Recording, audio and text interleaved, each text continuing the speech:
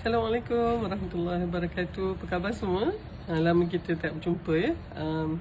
Dr. Har nak maklumkan kepada semua ya bahawa buku ini buku Sekufu yang Dr. Har tulis bersama saudara Aiman Azlan ya pada tahun 2022 hari tu telah terjual setakat ni sebanyak lebih 20,000 naskah Jadi Dr. Har ucapkan jazakumullah khairan katsira pada semua yang membeli dan juga membaca buku ni dan harapnya ada manfaat ya.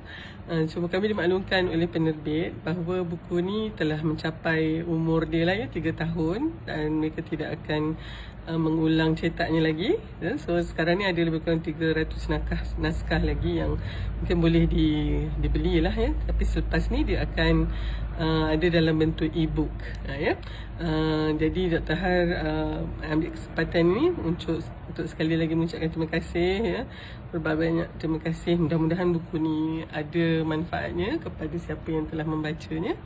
Dan kalau boleh ya, tulis kat ruangan komen untuk Dr. Har dan saudara Aiman dapat maklum balas bagaimana buku ni telah membantu kehidupan ialah para pembaca ya.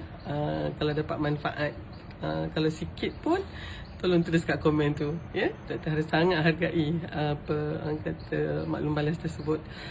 Tu dulu, insya-Allah kita jumpa lagi ya dalam mungkin nukilan yang lain ke kalau ada rezeki.